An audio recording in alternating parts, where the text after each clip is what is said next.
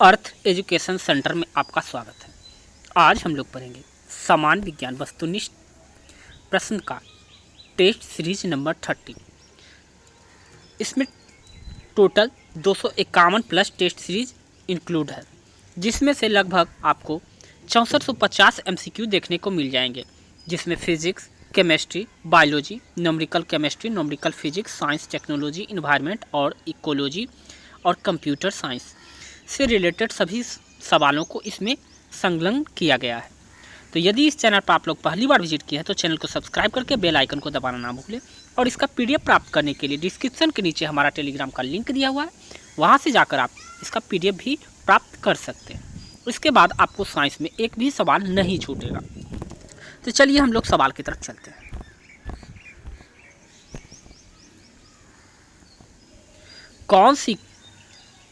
कौन सा सही कथन है? इसका सही आंसर होगा बी। बीटा कण जो परमाणु के नाभिक से निकलते हैं, बीटा कण जो होते हैं परमाणु के नाभिक से निकलते हैं, जबकि अल्फा कण की गति सबसे कम होती है। ये बिल्कुल गलत है। गामा किरणें चुंबकीय क्षेत्र की विक्षेपित होती है, ये भी बिल्कुल गलत है। इसमें सही कथन को चुनना था। और बीटा कण जो है परमाणु के नाभिक से निकलते हैं। आइए इसकी डिटेल्स को हम लोग देखते हैं। किसी चीज़ को डिटेल्स में देखने से वो चीज़ आपको हमेशा के लिए याद हो जाती है। अर्ध आयुकाल T-हाफ का ताप पर निर्भर नहीं करता है। अल्फा, बीटा एवं गामा तीनों रेडियो सक्रिय किरणें नाभिक से निकलती है। सभी रेडियोधर्मी किरणें की गतिज ऊर्जा का क्रम अल्फा का सर्वाधिक, उसके बाद बीटा, उसके बाद गामा का होता है। अल्फा बीटा चुंबकीय क्षेत्र को विक्षेपित होती है क्योंकि ये आवेशित है। गामा किरणें का विक्षेपण नहीं होता क्योंकि ये उदासीन है। इस सवाल से हमें इतनी जानकारी प्राप्त होती है। यदि आप एक कॉपी और कलम लेकर बैठ जाइए और वीडियो को पॉज करिए और इसके साथ साथ डिटेल्स को लिखते चलिए। दूसरा सवाल है, यदि ट्रांसफार्मर के कॉइल मोटे तार के बने हो तो क्या होगा? यदि ट्रांसफार्मर के कॉइल मोटे तार के बने हो तो क्या होगा? इसका सही आंसर होगा सी। ताम्र जो क्षति हो वो बढ़ जाएगी।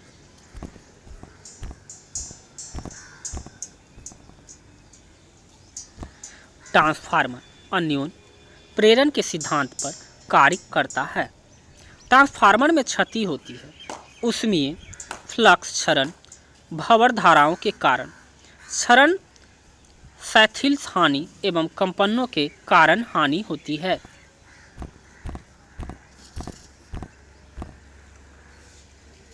हाइड्रोजन बंध विद्यमान है।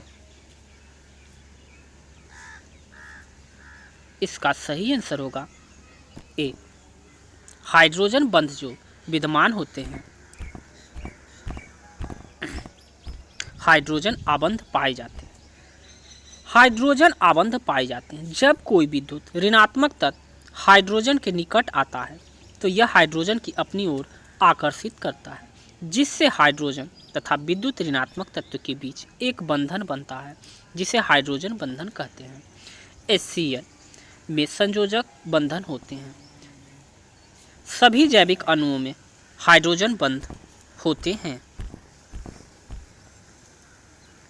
दो प्रतिरोधकता 12 ओम और 24 ओम के समांतर अर्थात पैरेलल में जोड़ा गया है। इस संयोजकता को 22 ओम प्रतिरोधक और 12 वोल्ट बैटरी के साथ सीरीज में जोड़ा जाता है। तो 24 वोल्ट वाले प्रतिरोध क कितनी धाराएं करंट होगी? पूछा है 24 ओम वाले प्रतिरोध का 12 ओम और 24 ओम के दो समांतर प्रतिरोध जोड़ा गया है, और इस संयोजकता में 22 ओम प्रतिरोधक और 12 वोल्ट के बैटरी की श्रृंखला के साथ जोड़ा गया है। तो पूछ रहा है, सवाल यहाँ पूछ रहा है कि 24 ओम वाले प्रतिरोध में कितनी धाराएं, कितनी करंट प्रवाहित होगी। आइए इसको हम लोग सोल्व करते हैं।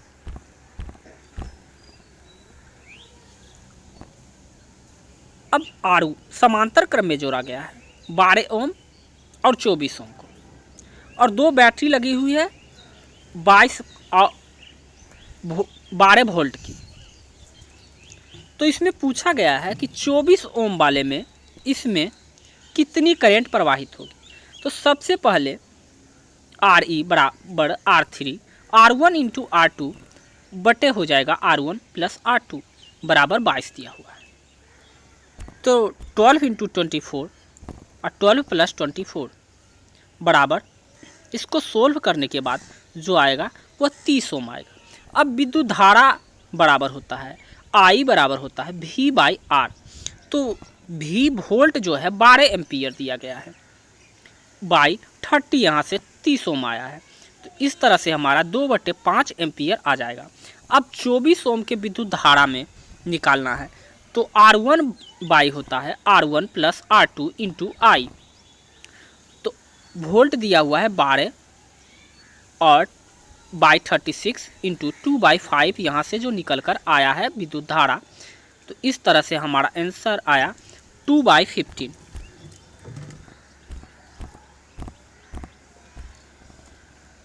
अभिक्रिया H2O प्लस HCl बनाता है H3O प्लस क्लोरीन में जल का आचरण कैसा होगा।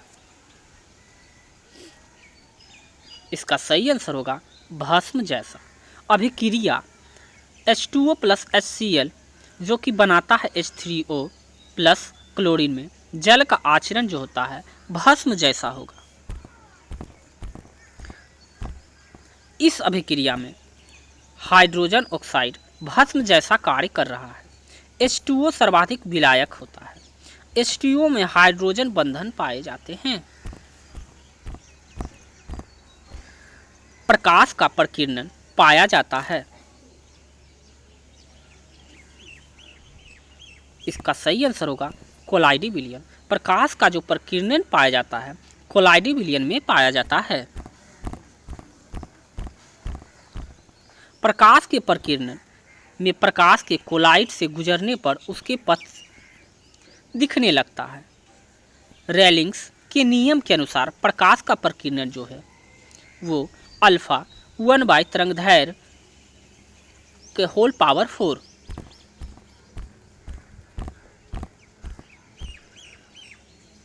अल्युमिनियम का विकर्ण संबंध है।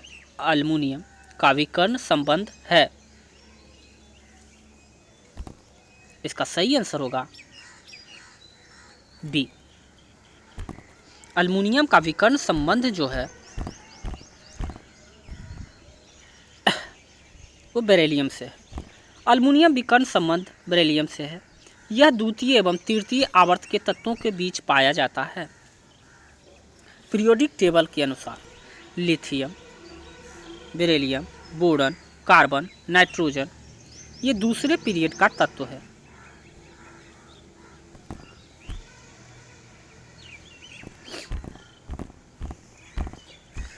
पचास किलोग्राम भार का एक लड़का 6 मीटर लंबी खड़ी रस्सी पर 1 मिनट में चढ़ता है। लड़के द्वारा चढ़ाई में विकसित शक्ति क्या होगी अगर जी का मान 10 मीटर सेकेंड स्क्वायर दिया हुआ हो तो। आइए इसको हम लोग सोल्व करते हैं। अब बात किया लड़के की चढ़ाई की शक्ति बराबर P अर्थात पावर बराबर जो होता है P into E by time अर्थात स्थितिक ऊर्जा बटे समय mgh बाई टी। तो यहाँ पर दिया हुआ है 50 into 10 by 6 by 1 minute. 1 minute बराबर 60 सेकेंड होता है, तो बटे 60 कर देंगे। तो यहाँ से 60 कैंसिल हो जाएगा। जो वैल्यू आएगा वो 50 वाट के बराबर आएगा।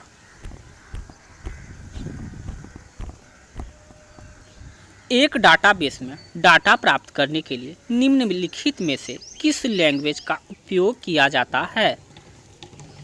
इसका सही आंसर होगा SQ। इसका सही आंसर होगा SQL। अब बात करते हैं कंप्यूटर लैंग्वेज जनरेशन की। अगर बात की जाए फर्स्ट जनरेशन कंप्यूटर तो उसमें मशीन लैंग्वेज को था, और सेकेंड जनरेशन कंप्यूटर की बात की जाए तो उसमें असेंबली लैंग्वेज का इस्तेमाल किया गया था। वहीं अगर थर्ड जनरेशन कंप्यूटर की बात की जाए तो प्रोसीड्यूरल लैंग्वेज का इस्तेमाल किया गया था। अगर फोर्थ जनरेशन कंप्यूटर की बात की जाए तो एप्लीकेशन लैंग्वेज का इस्तेमाल किया गया था जो कि 4GL पर बेस्ड था। और फिफ्थ जनरेशन कंप्यूटर जो कि AI टेक्नोलॉजी, आर्टिफिशियल इंटेलिजेंस अर्थात इंटरएक्चुअल लैंग्वेज पर बेस्ड था।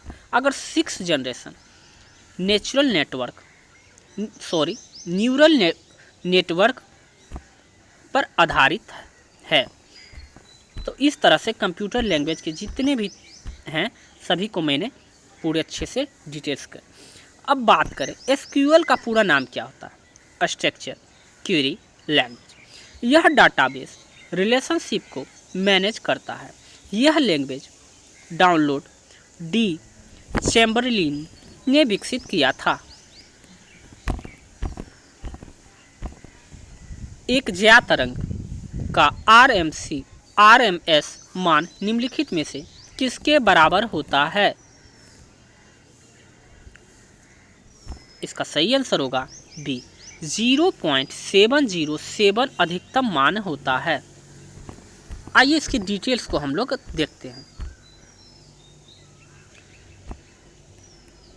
RMS बराबर होता है IO बाय √2 धारा का शिखर मान बाय 1.414, जहाँ से इसका वैल्यू आता है 0.707।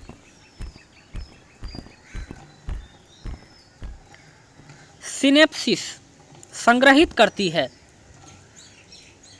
इसका सही आंसर होगा उत्तेजक रसायन, अवरोधक रसायन और चालक रसायन। उपयुक्त सभी। सिनेप्सिस जो होता है वो संग्रहित उत्तेजक रसायन, अवरोधक रसायन और चालक रसायन तीनों को करती है।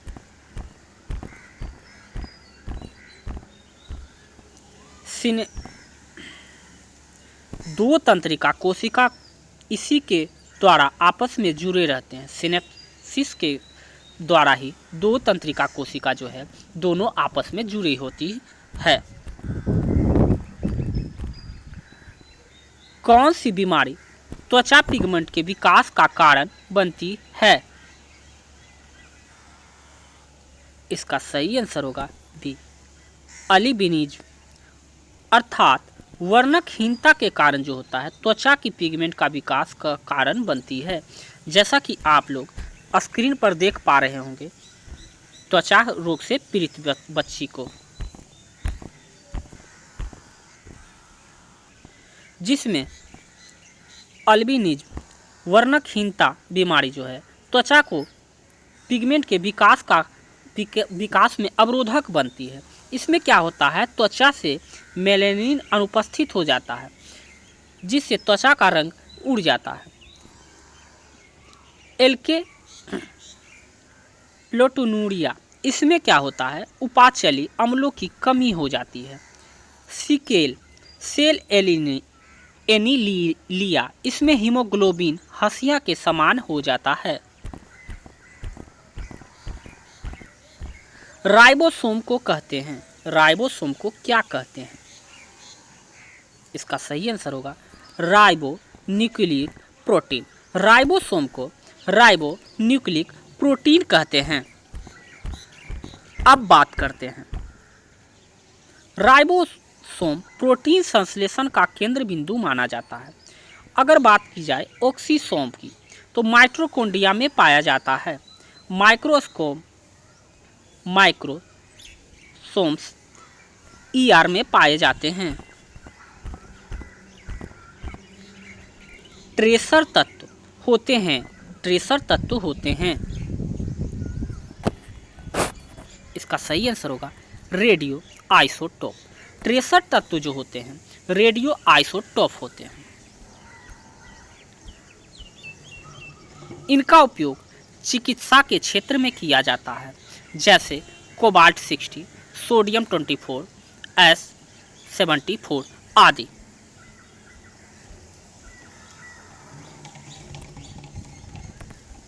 क्वांटोसोम पाए जाते हैं। इसका सही आंसर होगा थाइलेक्वाइड की सतह पर क्वांटासोम जो पाए जाते हैं थाइलोक्वाइड की सतह पर। यहीं पर प्रकाश संश्लेषण की क्रिया संपन्न होती है। क्रिस्टी माइटोकॉन्ड्रिया में पाया जाता है।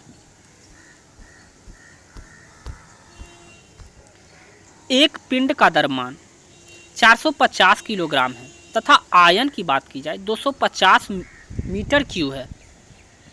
पिंड का आयतन ग्राम घन सेंटीमीटर में है। आइए इस सवाल को हम लोग सोल्व करते हैं।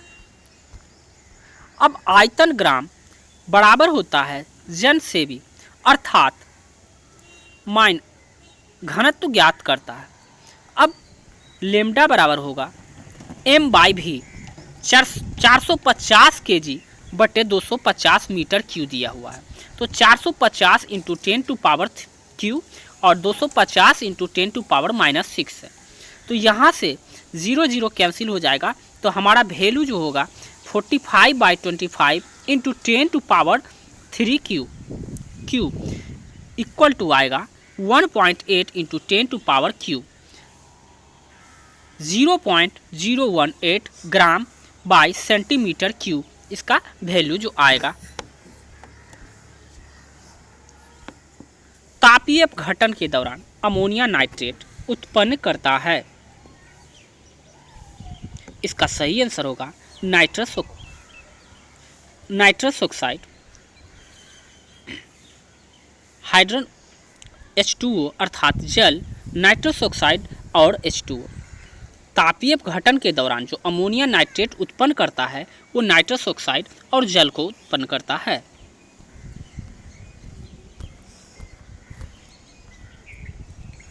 N2O को नाइट्रस ऑक्साइड कहा जाता है, जिसे लाफिंग गैस के नाम से भी जाना जाता है। कैंसर जनक कारक है। कैंसर जनक जो कारक है वो एक्स विकिरण, परावैंगनी विकिरण के द्वारा और निकोटीन के द्वारा। कैंसर जो होता है निकोटीन के द्वारा भी प्रसार होता है और एक्स विकिरण के कारण भी होता है और परावैंगनी विकिरण के कारण भी होता है। इसका सही आंसर हो जाएगा उपयुक्त सभी। कैंसर जनक कारक जो होता है एक्स विकिरण, परावैंगनी विकिरण और निकोटीन से। कैंसर के कारकों को कैरियोजेनिक कहते हैं। कैंसर के अध्ययन को ऑन्कोलॉजी कहा जाता है। सबसे अधिक भास्मिक ऑक्साइड है। सबसे अधिक भास्मिक ऑक्साइड है। इसका सही आंसर होगा ए K2O। धातु के ऑक्साइड क्षारीय व्यवहार के होते हैं। अधातु ऑक्साइड की बात की जाए तो यह अम्लीय होते हैं। निम्नलिखित में से कौन सी गैस वैश्विक तापमान में योगदान देती है?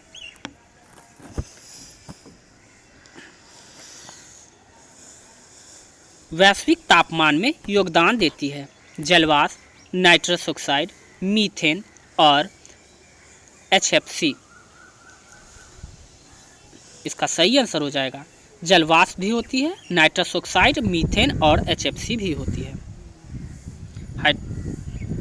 इसका सही आंसर हो जाएगा डी उपयुक्त सभी। ये सभी ग्रीन हाउस गैस के नाम से भी जाना जाता है। प्रमुख ग्रीन हाउस गैस जो होती है carbon dioxide, methane, nitrous oxide, ozone, CFC chlorofluorocarbon और CF6। ये सभी जो है ग्रीन हाउस गैस के नाम से भी जाना जाता है। कार्टेजेना प्रोटोकॉल का संबंध है। कार्टेजेना प्रोटोकॉल का संबंध है। इसका सही आंसर होगा जैव सुरक्षा संबंध से। आइए इसके डिटेल्स को हम लोग देखते हैं। यह संधि 11 सितंबर वर्ष 2003 से प्रभावी हुआ है। अगर मोंट्रियल प्रोटोकॉल ओजोन परत संरक्षण से संबंधित है। सरल सूक्ष्मदर्शी की आवर्धन क्षमता होती है? इसका सही आंसर होगा 1 + d/f।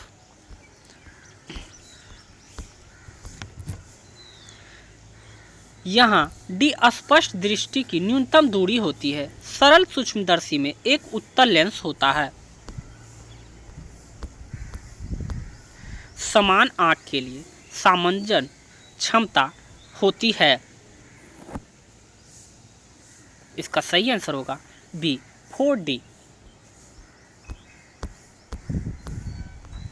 स्पष्ट दृष्टि की न्यूनतम दूरी जो होती है 25 सेंटीमीटर होना चाहिए, तो फोकस की दूरी 25 सेंटीमीटर होगा।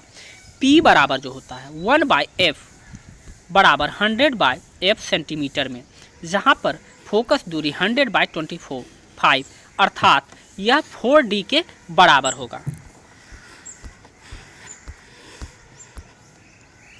OR गेट का बूलियन व्यंजक होता है। OR गेट का बूलियन व्यंजक होता है। इसका सही आंसर होगा A × B बराबर 22। सॉरी, A + B बराबर 22 होगा।